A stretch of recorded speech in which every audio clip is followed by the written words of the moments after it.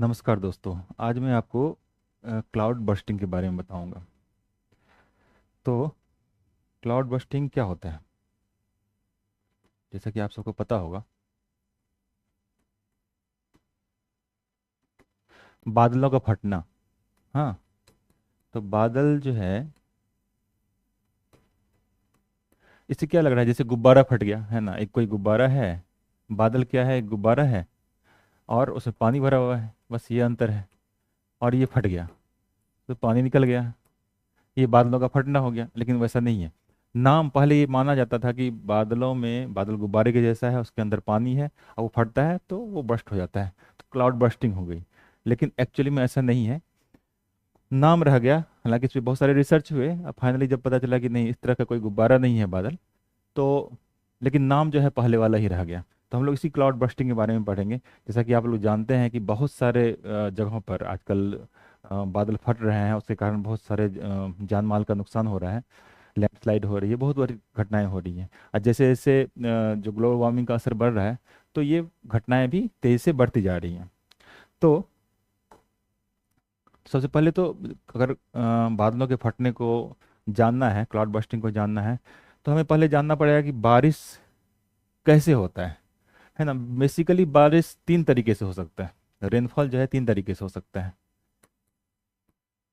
एक तो है ऑरोग्राफिक रेनफॉल। ऑरोग्राफिक कैसे होगा? ये माउंटेन है, इधर से मॉइस्चर वाली हवाएं चली और इसके सहारे ऊपर चली, सहारे ऊपर चली। और जब इस बादल का, ये मॉइस्चर, ये हवा है, मान लीजिए इसमें हवा है और ये जमीन के आसपास है, ये जब धीरे धीरे ऊपर उठेगी तो एक जगह पे पहुंचेगी। अब जब नीचे है तो मान लीजिए इसमें 100 ml पानी रह सकता है, मान लीजिए। लेकिन जैसे जैसे हीट उसका कम होता है, टेम्परेचर कम होता है उस बादल का, वो जो गैस है, वो जो पैकेट ऑफ एयर है, वैसे वैसे उसकी मॉइस्चर कैरिंग कैपेसिटी कम होने लगती है। अब आपको ये भी पता है, जैसे जैसे जमीन से ऊपर की तरफ जाते हैं तो जो इन्वायरमेंट है वो ठंडा होता है। तो जमीन के पास मान लीजिए टेम्परेचर है 40 डिग्री, पहले यही मैं बतला देता हूँ। जमीन के आसपास मान लीजिए टेम्परेचर यहाँ पे मान लीजिए 40 डिग्री है। ये पैकेट ऑफ एयर है मान लीजिए, इसकी मॉइस्चर कैरिंग कैपेसिटी मान लीजिए 100 ml है। ओके। और इसमें है मान लीजिए 80 ml। 80 ml तक, ये तो 100 ml तक पानी रख सकता है। ये जो बादल का पैकेट है, एयर का पैकेट है, 100 ml तक पानी रख सकता है। लेकिन उसमें 80 ml ही। लेकिन जब ये ऊपर बढ़ा तो ठंडा हुआ, क्योंकि जमीन, ये जो इन्वायरमेंट है नीचे से ठंडा होता है, एटमॉस्फेयर जो है हमारा नीचे से ठंडा होता है। यहाँ मान लीजिए टेम्परेचर हो गया 30 डिग्री। मॉइस्चर कैरिंग कैपेसिटी हो सकता है इसका 80 ml हो जाए। ऐसे पानी कितना था? 80 ml ही था। अब क्या होगा कि अब ये सेचुरेट हो गया, इससे जरा सा भी ऊपर गया तो बारिश होनी शुरू हो जाएगी, क्योंकि इसकी मॉइस्चर कैरिंग, जैसे मान लीजिए यहाँ 20 डिग्री है, यहाँ बादल पहुंच गया। अब इसकी मॉइस्चर कैरिंग कैपेसिटी 30 ml हो गई, मतलब 30 ml ही स्टोर करके रख सकता है। लेकिन इसमें है कितना? 80 ml। 80 ml नहीं रख पाएगा, मतलब कि 50 ml, 30, 80 - 30, 50 ml क्या करेगा? वो पानी गिरा देगा जमीन पर। यही होगी बारिश। तो इस तरह से काम करता है बारिश का। तो हम लोग चलते हैं फिर वापस अपने ऑरोग्राफिक रेनफॉल पे आते हैं। ऑरोग्राफिक रेनफॉल में, जिसको पर्वतीय वर्षा भी बोलते हैं, क्योंकि ये वर्षा जो होती है पर्वत के सहारे होती है। पर्वत ऊपर उठा, पर्वत के साथ साथ ये हवा जो है, एयर पैकेट जो मैं बोला, ऊपर उठा, और ऊपर होने के साथ साथ ये ठंडा होना शुरू हुआ। तो यहाँ पे वही मॉइस्चर कैरिंग कैपेसिटी वाली बात है। जब एक लिमिट पे पहुंचता है तो उसकी मॉइस्चर कैरिंग कैपेसिटी उतनी नहीं रह जाती, और वो अपने अंदर जो, उसके अंदर जो वाटर है उसको गिरा देता है। यहाँ पे वर्षा हो गई। तो ये ऑरोग्राफिक रेनफॉल हो गई, पर्वत के सहारे वर्षा हो रही है। ठीक है। अब चलते हैं अगला, दूसरा, साइक्लोनिक रेनफॉल।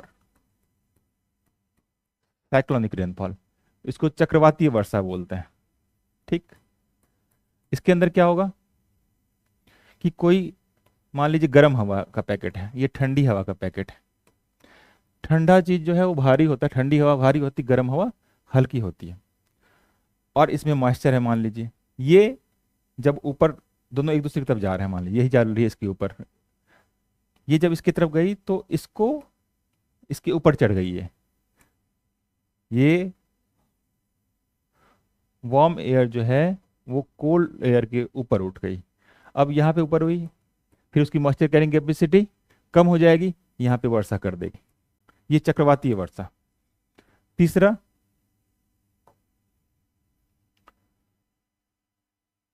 दो मैंने बता दिया है आपको, एक साइक्लोनिक बता दिया है, एक ऑरोग्राफिक बता दिया है, एक कन्वेक्शनल। इसमें कुछ नहीं होता है, जैसे मान लीजिए समंदर है, यहाँ सूरज है, गर्मी आई, बहुत ज़्यादा गर्मी यहाँ पे है, ये इवेपोरेट हो रही है, ये पानी जो है वो भाप बन के ऊपर चल रही है, भाप बन के ऊपर चल रही है। अब वो मॉइस्चर जब ऊपर जा रही है, फिर उसकी मॉइस्चर रिटेनिंग कैपेसिटी उसकी कमी हो जाएगी, फिर वहाँ वर्षा कर देगी, मतलब ऐसे ये, ठीक है, यहाँ से ऊपर उठी फिर वर्षा की, तो ये हो गया कन्वेक्शनल। तो तीन तरह की के वर्षा के टाइप मैंने बताया, बारिश के टाइप बताया मैंने। अब आते हैं हम लोग मेन क्लाउड बर्स्टिंग पे। अब इसमें क्या होता है, दो तीन चीजें होती हैं, एक तो और भी जान लीजिए पहले। एक होता है क्यूमुलोनिम्बस क्लाउड।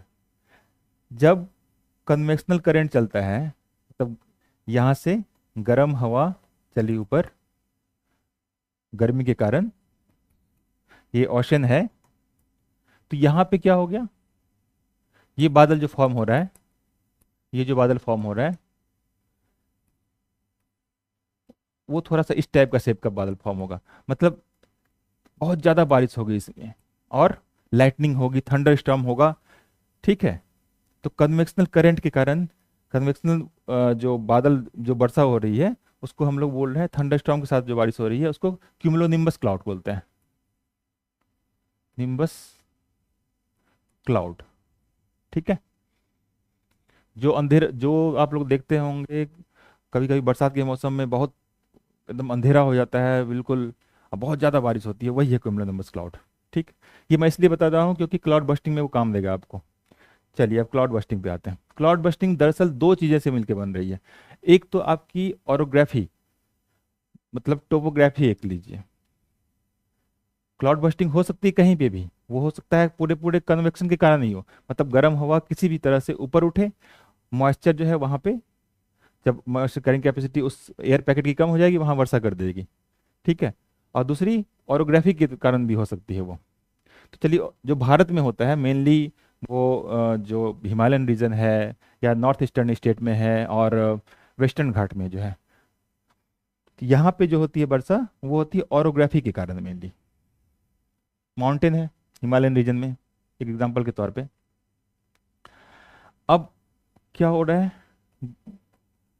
जो ऑरोग्राफी रेनफॉल में बताया था, तो बादल तो क्लाउड तो फॉर्म हो गया, अब इसकी मॉइस्चर कैरिंग कैपेसिटी कम हो गई है, अब ये वर्षा कर सकती है, लेकिन तब तक क्या इधर से क्या हो रहा है कि गर्म हवाएं कंटिन्यू चल रही हैं, इसको मॉइस्चर तो बढ़ता जा रहा है लेकिन ये यहाँ पे इसको गिरने नहीं दे रहा है, गर्म हवा नीचे से जो है उसको और ऊपर उठाया जा रहा है, और ऊपर बहुत ठंडा हो गया है, नीचे गर्म हवाएं हैं, ठीक है। तो क्यूमुलोनिम्बस क्लाउड फॉर्म हो रहा है, नीचे क्रिस्टल, ये आइस क्रिस्टल वगैरह है, थंडरस्टॉर्म वाली चीजें सब कुछ पैदा हो चुकी हैं, लेकिन ये इसको गर्म हवा नीचे नहीं गिरने दे रहा है। अब नीचे गिरने नहीं दे रहा तो क्या होगा, वो वहां पे है पूरा, उसमें मॉइस्चर है, पूरी एनर्जी है पूरी उसकी, लेकिन वो गिरने नहीं दे रहा है। अब किसी कारण से मान लीजिए गर्म हवाएं बहनी बंद हो गई, मतलब यहाँ पे देखिए कन्वेक्शन वाली भी चीजें हो रही है, गर्म हवा भी ऊपर धकेल रही है इसको, और दूसरी ऑरोग्राफी के सहारे भी चल रही है, पर्वत के सहारे भी चल रही है। अब यहाँ पे जैसे ही ये जो हवा, गर्म हवा ऊपर धकेल रही है उसको, रोक के रखी हुई है उसको बादल पे, वो जैसे ही किसी कारण से रुक गई, सीज हो गई, कम हो गई, एकाएक वो जो पूरा बादल है, जबरदस्त रेनफॉल यहाँ पे शुरू हो जाएगा, लाइटनिंग होगी, थंडरस्टॉर्म होगा, पत्थर गिरेंगे, वो बर्फ गिरेगा, और जबरदस्त यहाँ पे रेनफॉल होगा।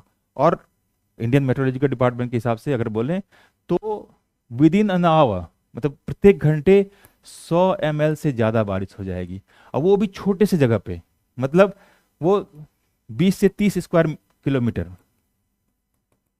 इतने में ही बहुत जबरदस्त रेनफॉल होगा। मतलब इसी कारण जैसे फ्लैश फ्लड बोलते हैं, बाढ़ आ जाता है, लैंडस्लाइड होने लगती है, इतनी तेज बारिश होती है।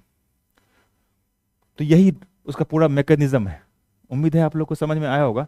और इसको डिटेल में हम लोग बताएंगे, रेनफॉल को डिटेल में बताएंगे, मानसून वगैरह भी हम लोग बताएंगे। लेकिन अभी फिलहाल यही जान लीजिए कि एक छोटे से जगह पे बहुत तेज बारिश विथ लाइटिंग, थंडर स्टॉर्म, गरज के साथ, क्यूमुलोनिम्बस क्लाउड के साथ, और एकदम कम जगह पे, जो मैं बताया 20 से 30 स्क्वायर किलोमीटर पे, और प्रति घंटे 100 ml से ज़्यादा अगर बारिश हो तो उसी को बोलते हैं क्लाउड बर्स्ट।